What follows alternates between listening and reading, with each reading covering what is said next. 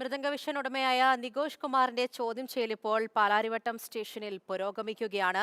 ബിനിൽ കൂടുതൽ വിവരങ്ങൾ നൽകും. ബിനിൽ, കൂടുതൽ കാര്യങ്ങൾ അറിയേണ്ടതായിട്ടുണ്ട്. എന്തെല്ലാം വിവരങ്ങളായിരിക്കും പോലീസ് അന്വേഷിച്ചറിയുന്നത്?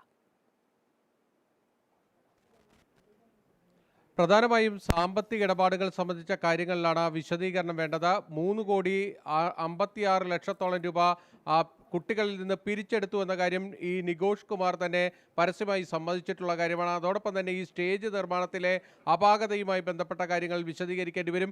2 കേസുകളിലാണ് നികോഷ് കുമാർ പ്രതിയായിട്ടുള്ളത്. ഒന്ന്, ഉമാ തോമസ് MLA സ്റ്റേജിൽ നിന്ന് വീണ് പരിക്കേറ്റ സംഭവം.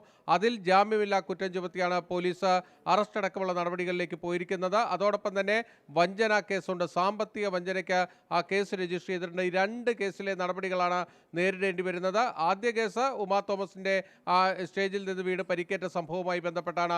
അതിൽ ആർക്കാണ് ഈ ഓസ്കാർ ഇവന്റ്സ് ആണ് ആ സ്റ്റേജ് നിർമ്മാണത്തിന്റെ ചുമതലകൾ ഉണ്ടായിരുന്നത്, അതുമായി ബന്ധപ്പെട്ട വിവരങ്ങൾ നൽകേണ്ടി വരും. അതോടൊപ്പം തന്നെ ഏറ്റവും പ്രധാനപ്പെട്ട മറ്റൊന്ന് ഈ സാമ്പത്തിക ഇടപാടുകളാണ്. ഇതിൽ വലിയ തർക്കങ്ങൾ ഈ സാമ്പത്തിക ഇടപാടുകളുമായി ബന്ധപ്പെട്ട ഇപ്പോൾ തന്നെ ഉണ്ട്. പോലീസിന് മുന്നിൽ നിരവധി പരാതികൾ എത്തുകയാണ്. അതുകൊണ്ട് തന്നെ ഇവർ ടീച്ചർമാരെ കൈ ഉപയോഗിച്ചുകൊണ്ട് ഈ കുട്ടികളെയൊക്കെ സംഘടിപ്പിക്കുകയും അവരിൽ നിന്ന് പണപ്പിരിവ് നടത്തുകയൊക്കെ തന്നെ ചെയ്തതിൽ വിശദമായ ഒരു അന്വേഷണത്തിലേക്ക് പോവുകയാണ് പോലീസ്.